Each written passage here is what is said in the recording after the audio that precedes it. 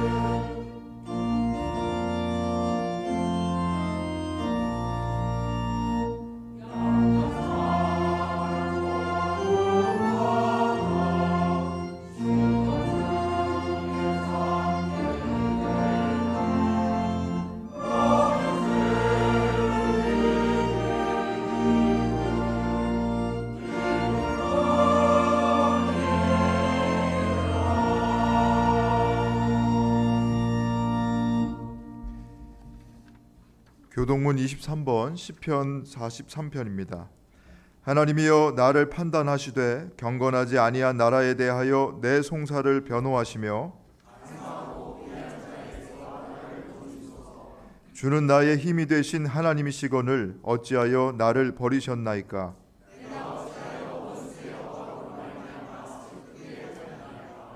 주의 빛과 주의 진리를 보내시어 나를 인도하시고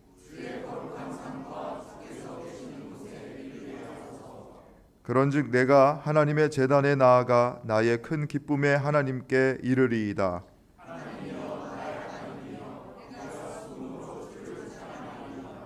내 영혼아 내가 어찌하여 낙심하며 어찌하여 내 속에서 불안해하는가.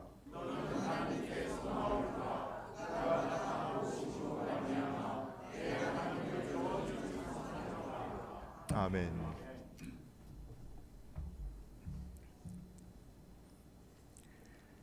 하나님은 통회하는 마음으로 나오는 사람들을 물리치지 않으십니다. 이제 우리들의 죄를 뉘우치고 고백합시다.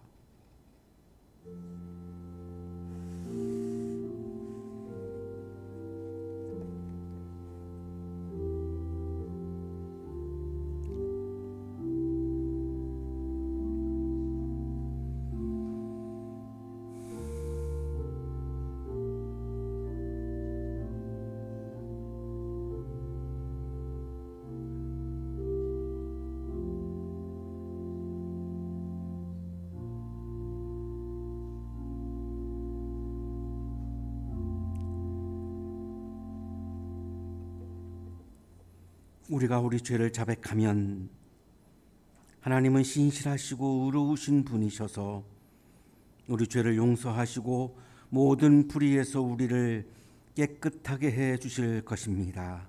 아멘.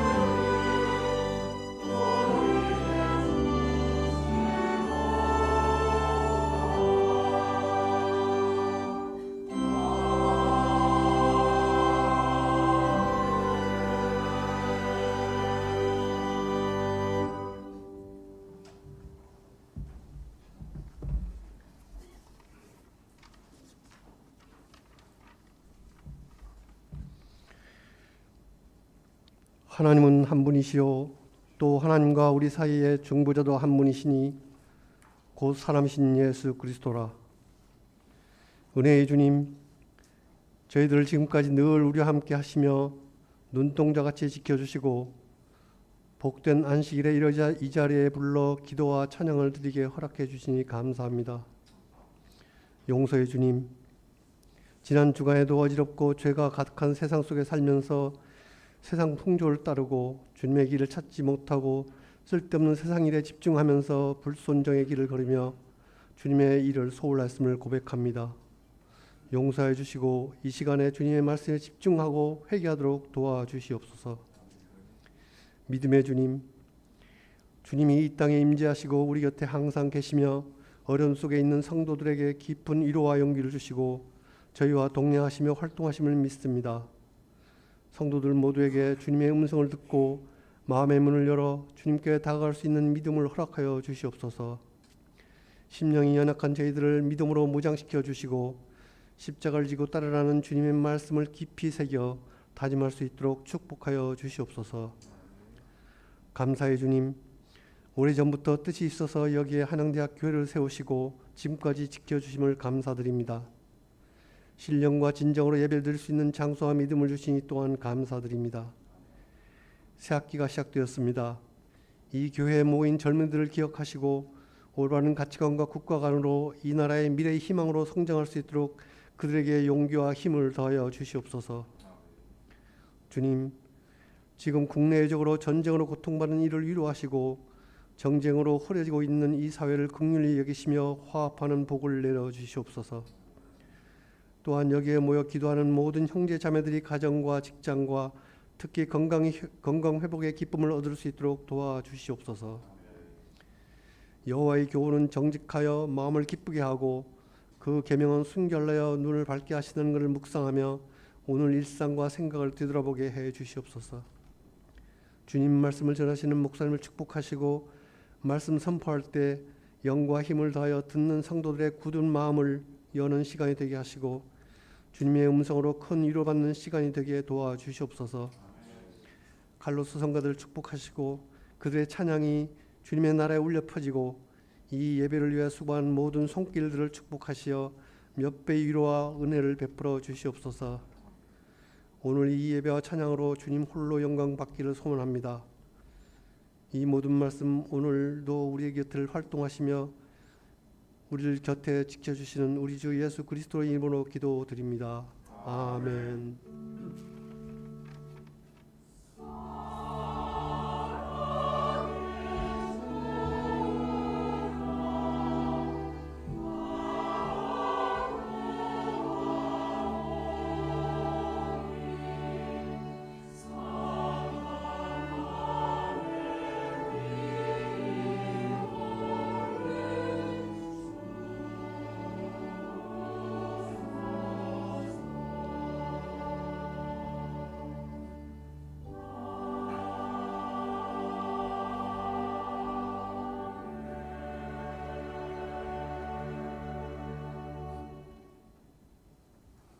오늘의 말씀은 에베소서 2장 1절에서 10절까지의 말씀입니다.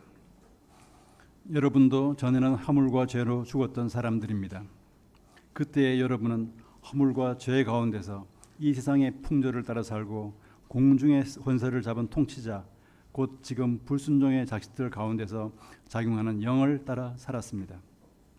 우리도 모두 전에는 그들 가운데서 육신의 정욕대로 살고 육신과 마음이 원하는 대로 행했으며 나머지 사람들과 마찬가지로 날 때부터 진노의 자식이었습니다.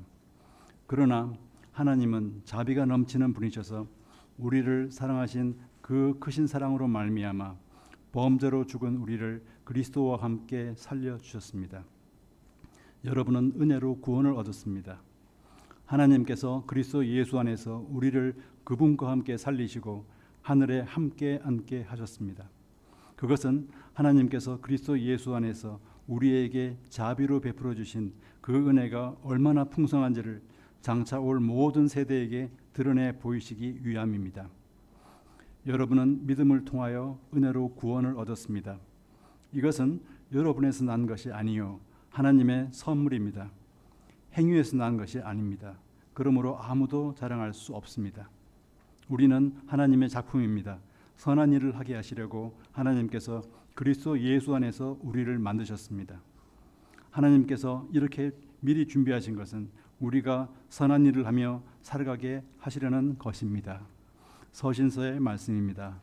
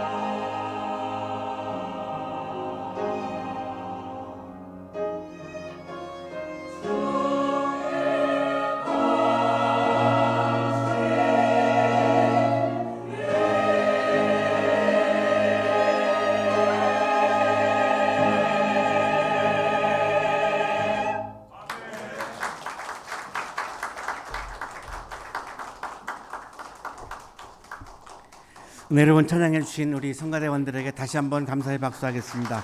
고맙습니다. 우리 옆에 계시는 분과 사랑의 인사 나누시겠습니다. 사랑합니다. 보고 싶었습니다.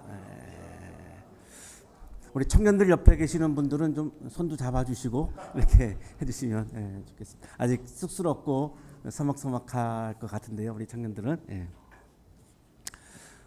지난 주일날 우리 12시 40분부터 우리 럭시오 디비나 영성 훈련을 시작을 했는데요. 우리 많은 분들이 참여하셔서 굉장히 좋은 대화를 나누었습니다. 그래서 원래 1시 반 이전에 끝나는데 대화가 너무 좋아서 제가 시간 보는 거를 잊어버렸어요. 그래서 몇 시에 끝나는지도 지금 모르는데 1시 반 넘지 않도록 그렇게 하겠습니다. 많이 참여하셔서 우리가 지속적으로 이 프로그램을 통해서 여러분의 지성과 영성이 성장하셨으면 좋겠습니다.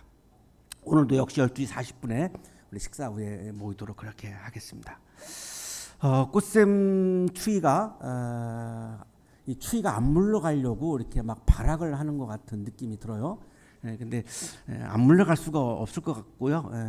우리가 예배가 끝나고 나면 아마 꽃샘 추위가 드디어 물러나지 않을까 그렇게 생각을 하는데요. 따뜻한 봄의 기운이 한 발자국 더 우리에게 다가오고 있고 따뜻한 봄의 기운이 여러분의 삶과 또 우리 교회에 가득가득하기를 빕니다. 오늘은 3월 둘째 주일 우리 예수님을 기억하기 위한 교회력으로는 사순절 넷째 주일입니다. 주일을 맞이해서 오늘도 우리가 예배 자리에 나왔습니다. 예배 자리에 나오면 좀 기분 나쁜 게 하나가 있습니다. 자꾸 나를 죄인이라고 그럽니다. 내가 뭐 법을 어긴 것도 없으시죠? 그리고 비교적 다른 분들보다 좀 굉장히 착하게 살고 계시고 도덕적으로도 굉장히 젠틀하게 살고 있고 특히 우리 교회 오시는 분들은 뭐 굉장히 젠틀한 분이신데 왜 자꾸 나보고 자꾸 죄인 그러나 이게 좀 기분 나쁜 부분이 있을 수 있습니다.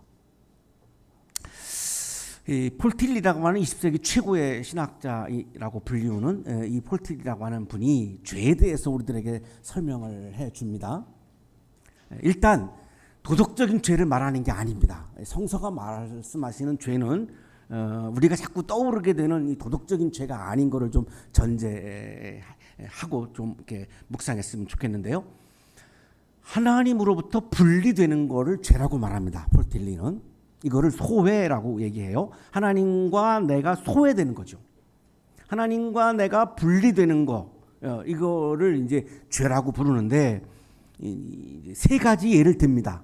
불신앙, 교만, 욕망 이렇게 세 가지 예를 드는데 여기 불신앙은 비신자를 말하는 게 아닙니다. 이분은 일단 신자를 전제하고 있는 거죠. 우리 예수를 믿는 그리스도인 중에 불신앙.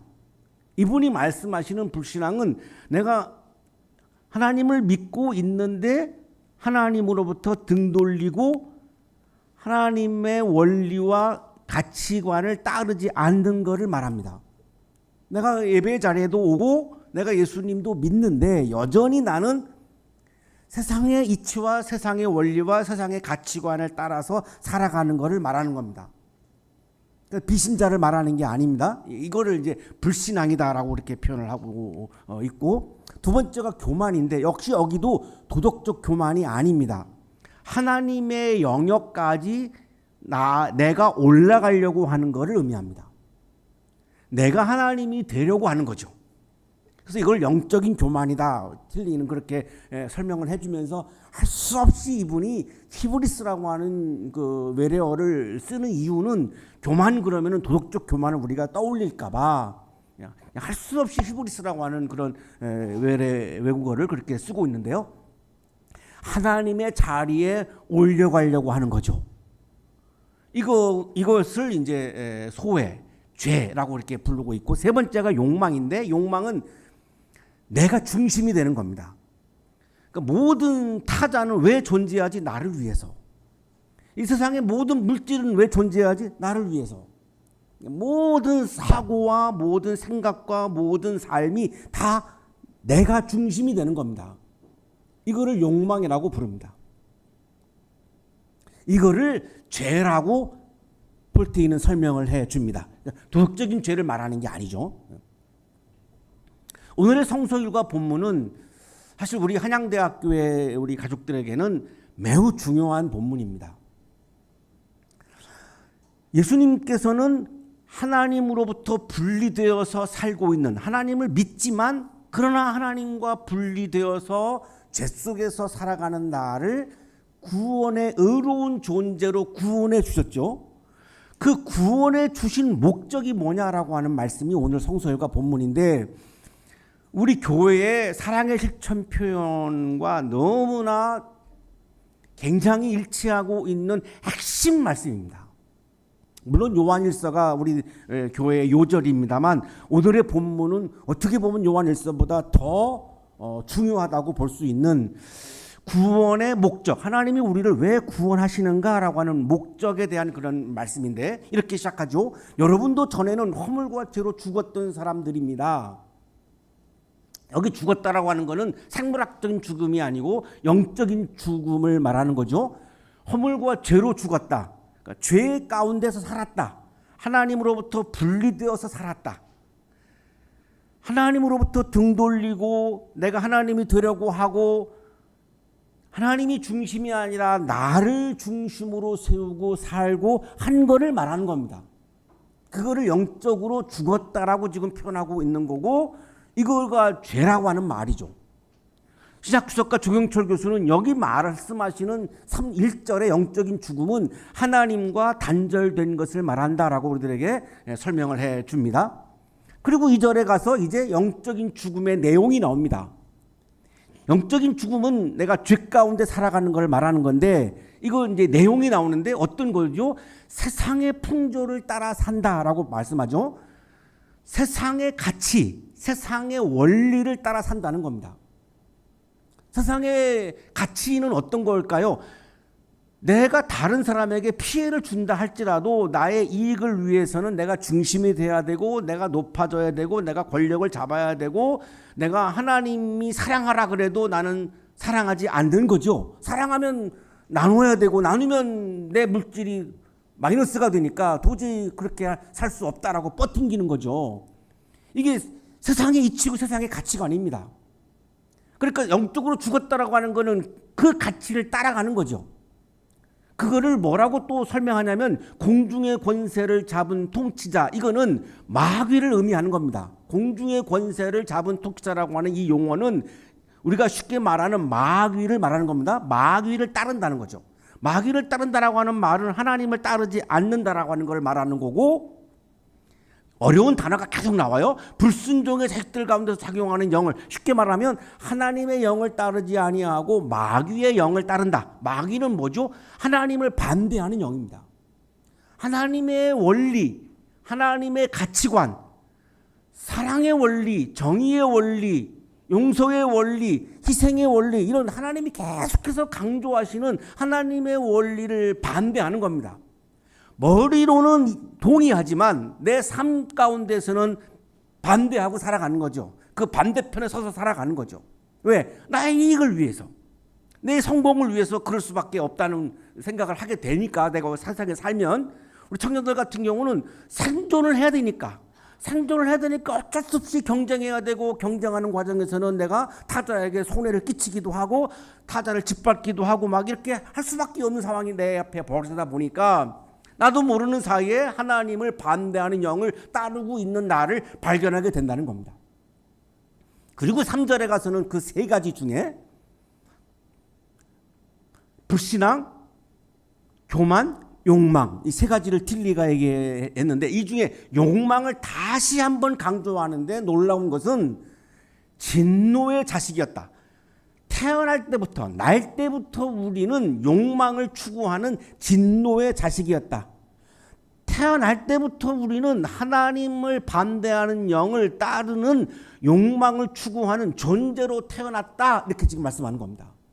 그러니까 이거는 우리 개인적인 어떤 내가 뭐 부족해서 내가 나쁜 놈이어서 그러는 게 아니고, 원래 우리 인간의 존재 자체가 그렇게 태어나서 불순종의 길을 걸어가고 교만의 길을 걸어가고 욕망의 길을 걸어가고 있다라고 하는 말씀이에요. 우리 중에 어떤 사람은 훌륭해서 안 그렇고 어떤 사람은 못나서 그렇고 그런 의미가 아니고 날 때부터 우리는 그렇게 태어났다는 거예요. 그런 존재로 태어났다는 거죠. 자, 그래서 우리는 정욕을 따라서 욕망을 따라서 자기 중심적인 열망과 충동을 따라서 오늘도 치열하게 열심히 살고 있다는 겁니다. 태어날 때부터 그렇게 태어났으니까.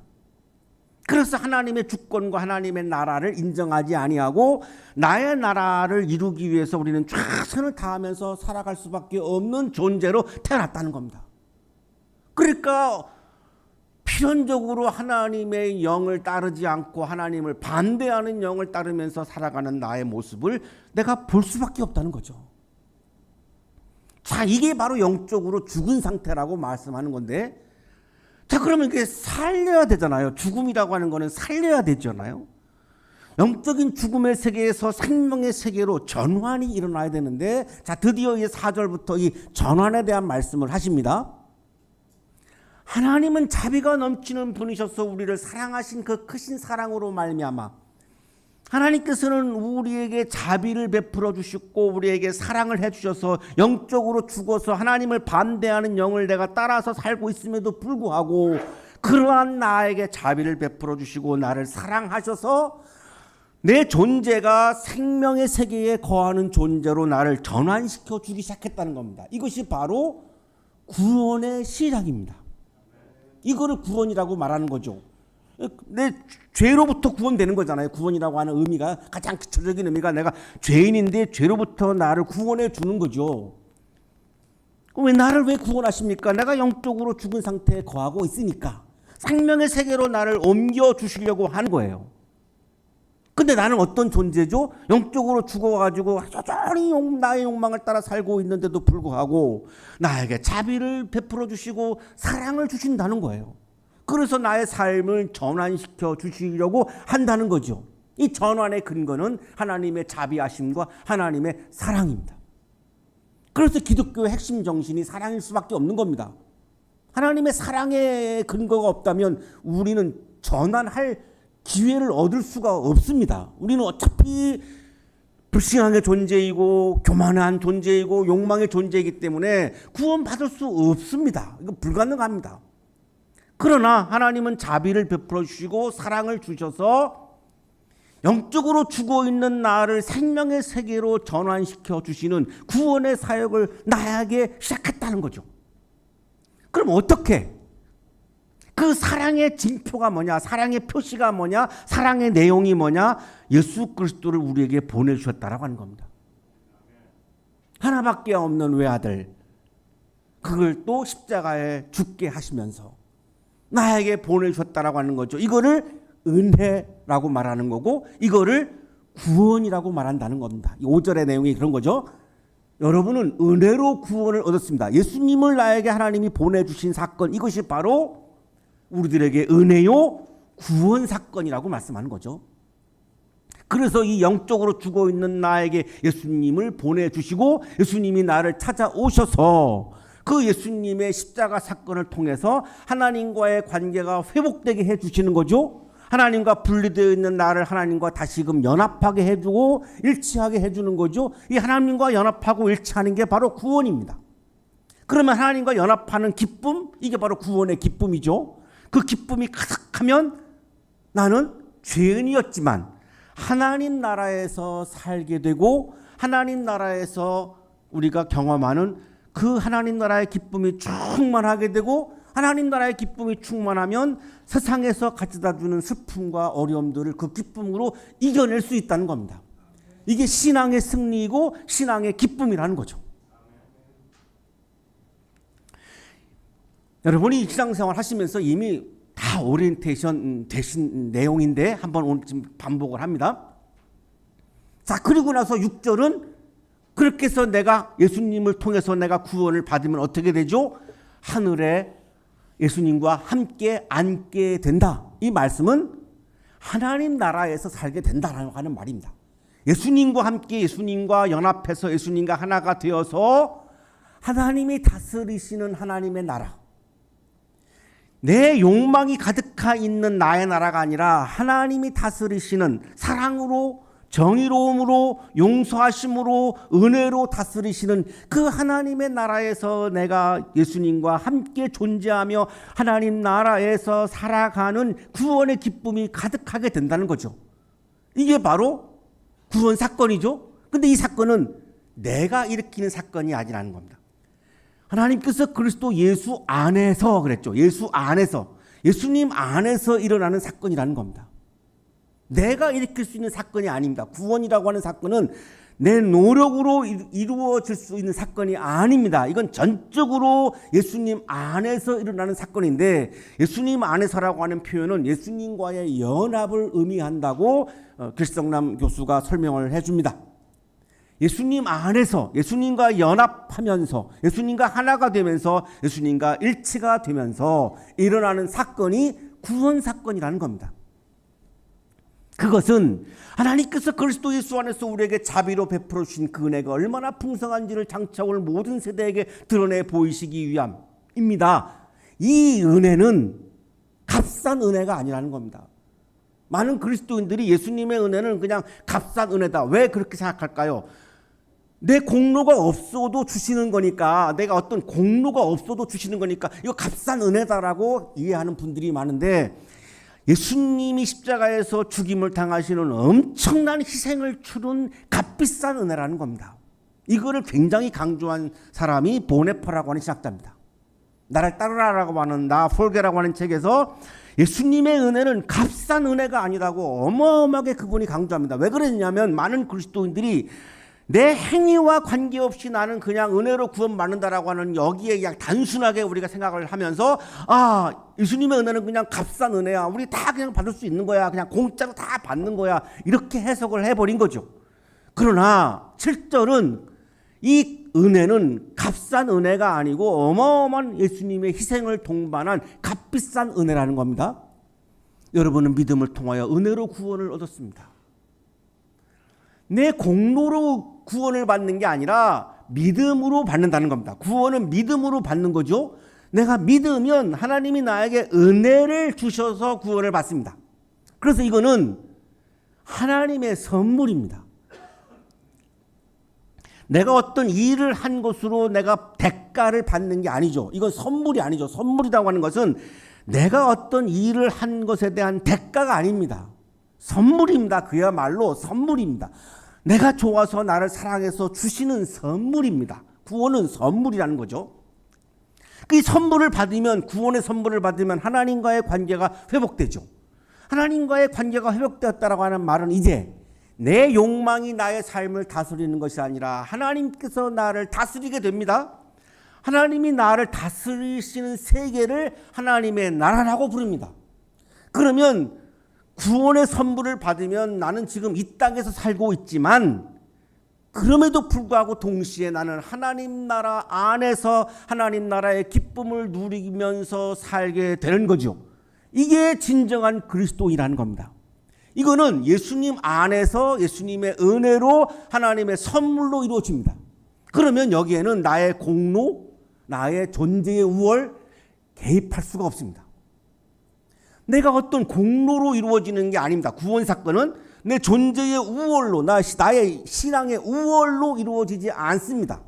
오로지 믿음이라고 하는 통로를 통해서 내가 구원을 경험하게 되는데, 이 믿음의 행위는 공적이 될 수 없다고 조경철 교수는 설명해 줍니다. 내가 하는 어떤 믿음의 행위, 봉사 행위, 교회에서 하는 어떤 일들의 행위, 이거는 어떤 공적이 될 수 없다는 겁니다. 하나님 앞에서는 공적이라고 하는 것은 존재할 수가 없다는 겁니다. 자, 이제 9절, 10절, 이제 2절 남았는데요. 굉장히 중요합니다. 너무너무 중요합니다. 행위에서 난 것이 아닙니다. 구원은 행위에서 난 것이 아닙니다. 그러므로 아무도 자랑할 수 없습니다. 나의 공적이나 나의 공로나 나의 우월로 이루어지는 것이 아니기 때문에 구원 사건 앞에서는 나를 자랑할 게 아무것도 없다는 겁니다. 예수님 안에서 일어나기 때문에 오로지 예수님만 자랑할 수 있다는 겁니다. 자, 그런데 오늘 제가 강조하고 싶은 말씀은 여기 이겁니다. 이 행위라고 번역을 해가지고 이거를 우리의 행위는 아무 상관이 없기 때문에 구원받는 데에는 우리가 어떤 행위를 하든지 아무 관계가 없다라고 하는 의식이 한국 그리스도인들 사이에는 팽배합니다. 치명적입니다. 이거 바꾸려고 아무리 해도 안 바뀝니다. 제가 올해로 40년째 목회하고 있습니다. 24살 때부터 목회를 시작했고 지금 40년 동안 이 이야기를 누누이 강조하지만 안 바뀝니다. 그만큼 이거는 우리 한국교회에 완전히 고착되어 있습니다. 이게 행위라고 번역을 해서 그렇습니다. 여기 행위라고 하는 말은 그리스 에르곤을 옮긴 말인데 이 에르곤을 번역하면 일입니다. 일, 웍스입니다. 웍스. 원어를 그대로 번역하면 구원 사건은 나의 일이 아닙니다. 이거예요. 내가 할 수 있는 게 아닙니다라고 하는 말입니다. 나의 행위와 우리의 행위와는 아무 관계가 없어요라고 하는 것을 강조하는 말씀이 아니고 구원 사건은 하나님의 일이지 나의 일이 아닙니다. 내가 이 일을 잘해서 얻을 수 있는 게 아닙니다. 나의 일이 아닙니다. 이런 의미 다르잖아요. 의미가 완전히 다르잖아요. 구원 사건은 내가 하는 일이 아니라는 거예요.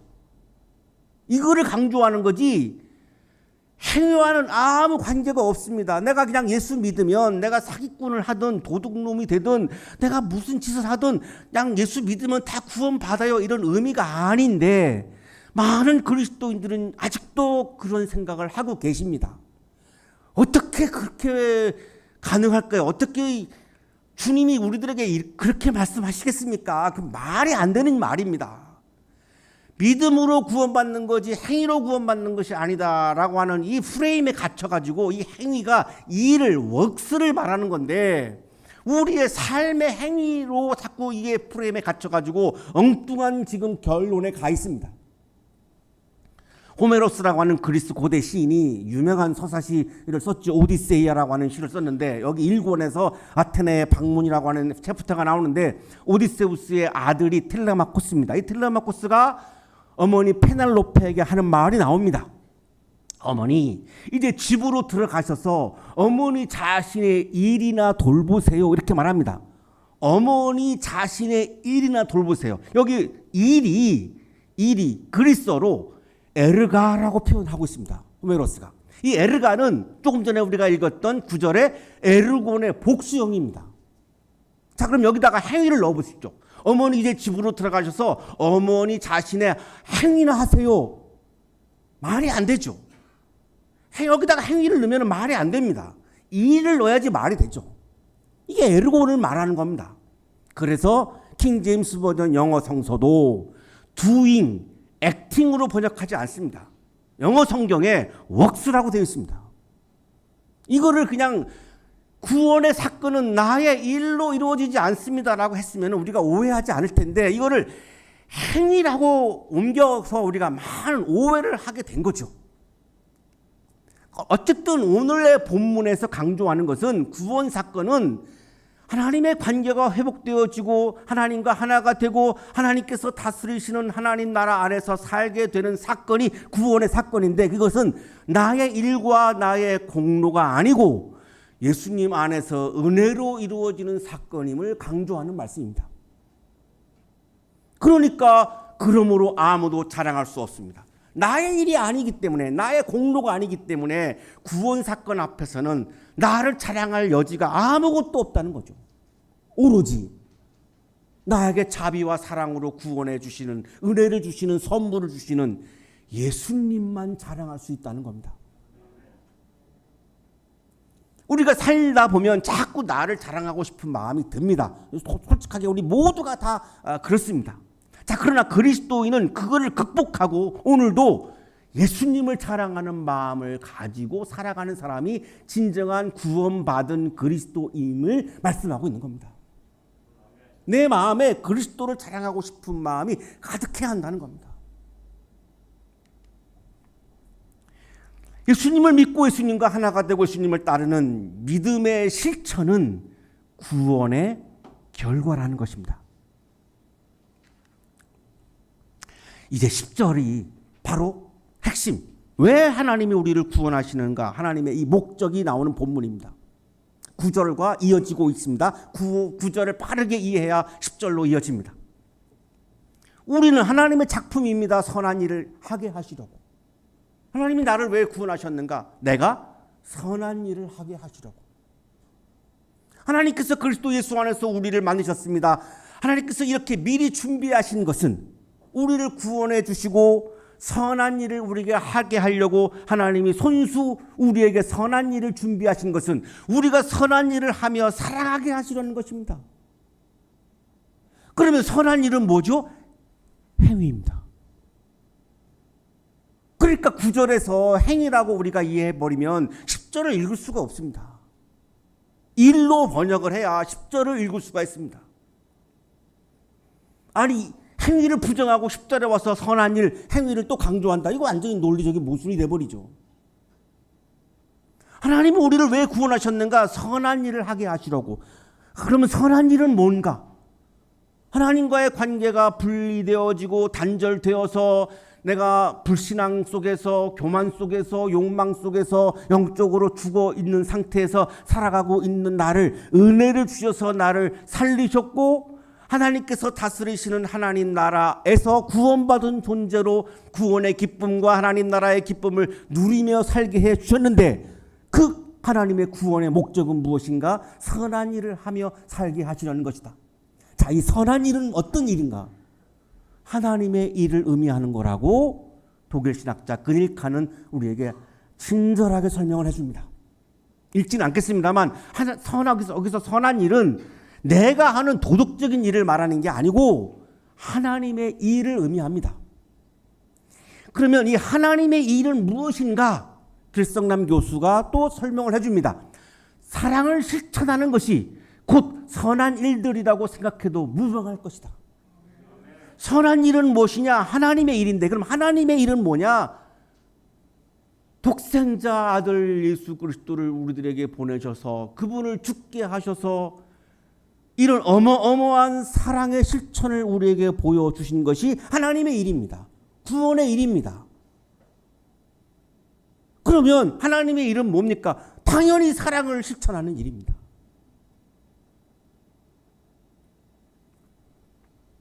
길성남 교수는 한양대 출신도 아닌데 어떻게 이렇게 말할까요? 사랑을 실천하는 것이 곧 선한 일들이라고 생각해도 무방할 것이다. 본래 주님의 진리가 주님의 말씀이 구원 사건은 죄사함을 받는 것이 구원이죠. 구원 사건은 죄사함 받는 것으로 끝나는 것이 아니라는 겁니다. 아직도 구원은 과정이 남아있는데 구원의 완성은 뭐냐? 내가 죄사함을 받았어요. 거기서 끝나면 구원이 완성된 게 아니라는 겁니다. 오늘의 본문은 핵심은 그겁니다. 구원의 완성은 내가 죄사함을 받아가지고 어떻게 되죠? 거룩한 존재가 됩니다. 죄로부터 깨끗해졌으니까. 그럼 거룩한 존재가 되면 어떻게 되는 거죠? 거룩한 존재라고 하는 말은 사랑을 실천하는 존재라는 의미입니다. 그러면 구원의 완성은 뭐죠? 사랑을 실천하는 존재가 되는 겁니다. 자, 죄사함을 받은 존재는 구원의 시작입니다. 구원의 시작. 구원의 완성은 거룩함의 단계를 지나서 내가 사랑을 실천하는 존재가 되는 겁니다. 여기가 구원의 완성임을 말씀하는 겁니다. 그러면 사랑의 실천은 구원의 완성의 교리입니다. 이거를 행위라고 번역을 했기 때문에 선한 일을 하는 것, 사랑을 실천하는 것을 구원의 과정에 포함시키지 않고 있어요, 우리는. 그러나 본문은 분명히 이 선한 일, 사랑의 실천을 구원의 과정에 포함시키고 있습니다. 왜? 목적이 그거라고 말씀하거든요. 여기까지가 이루어져야 구원이 완성된 거라고 말씀하거든요.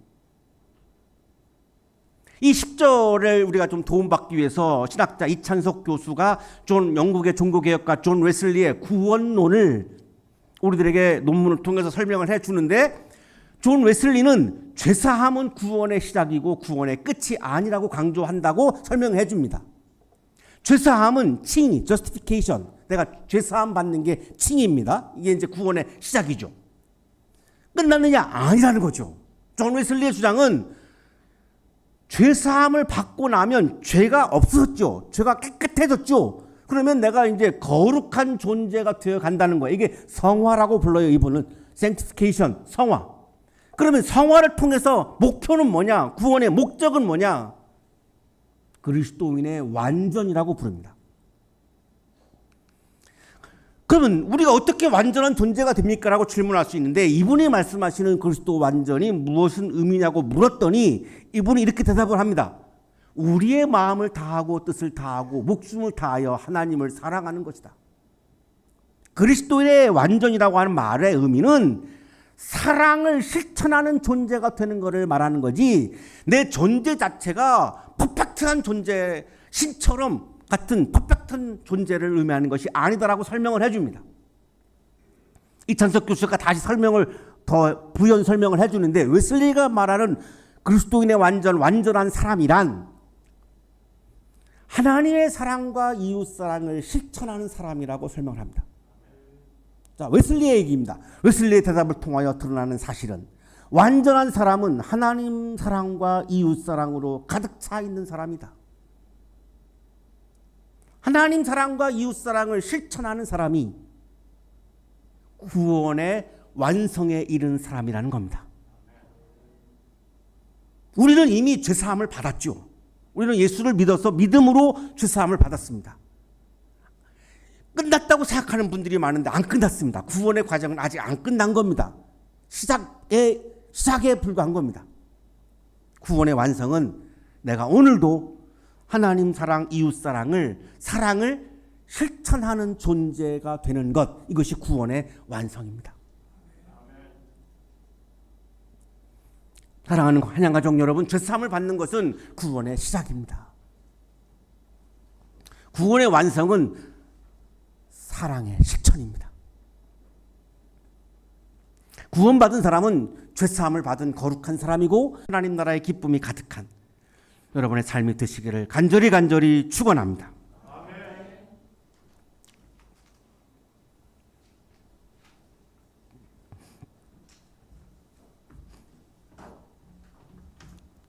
하나님으로부터 분리되어서 살아가고 있는 우리를 긍휼히 여기시어 우리에게 은혜를 베풀어 주셔서 우리의 죄를 씻어 주시고 우리를 죄 가운데서 구원해 주셔서 감사합니다. 그 감사한 마음으로 날마다 우리는 거룩한 존재로 변화되어져 가고 하나님 사랑과 이웃 사랑을 열심히 실천할 수 있는 사람으로 살아가야 하거늘 구원받은 죄사함 받은 그 기쁨에 머물러서 구원의 완성인 사랑의 실천을 소홀히 할 때가 많았음을 고백합니다. 주님, 우리의 믿음을 단단하게 해주셔서 어렵지만 그럼에도 불구하고 오늘도 사랑을 최선을 다해서 실천하는 구원받은 그리스도인으로 복되게 살게 해 주옵소서. 그때 하나님 나라의 기쁨이, 구원의 기쁨이 가득하여 세상에 주는 아픔과 슬픔을 이겨내는 그리스도인으로 살게 해 주옵소서. 예수 그리스도 이름으로 기도하옵나이다.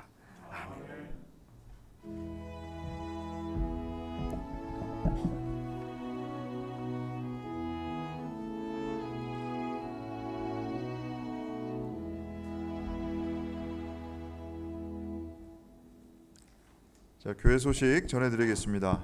자, 오늘은 사순절 넷째 주일로, 다음 주일은 사순절 다섯째 주일로 해당 성서일과 본문은 예레미야 31장 31절에서 34절까지의 본문입니다.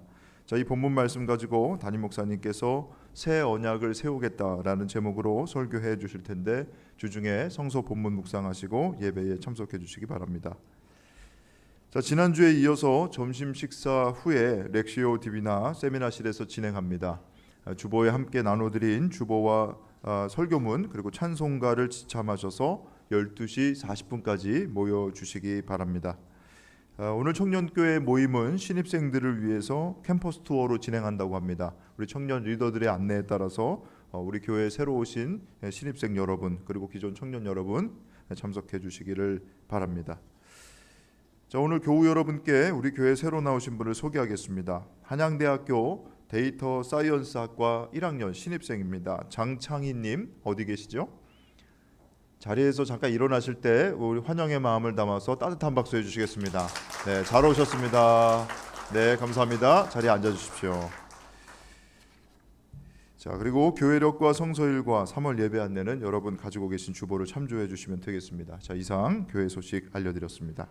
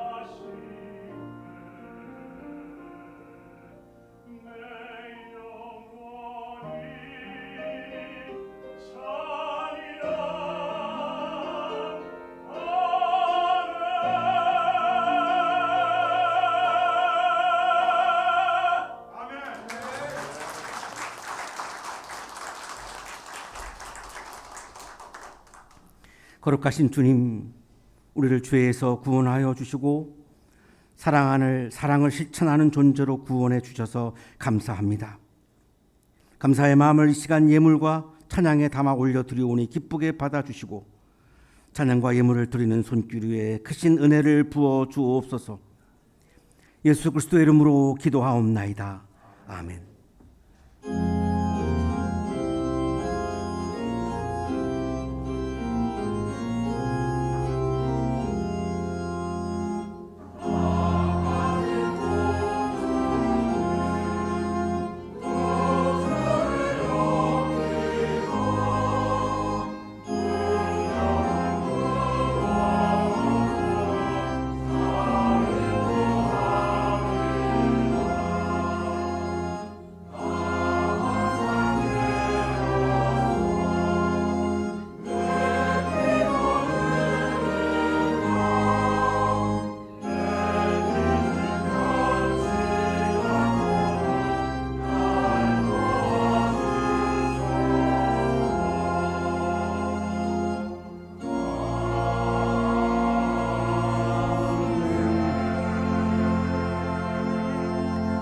이제는 우리에게 하나밖에 없는 생명까지도 아낌없이 사랑으로 나누어 주시는 예수 그리스도의 은혜와 오늘도 우리에게 말씀을 주시는 하나님의 사랑하심과 생명을 주시는 성령의 역사하심이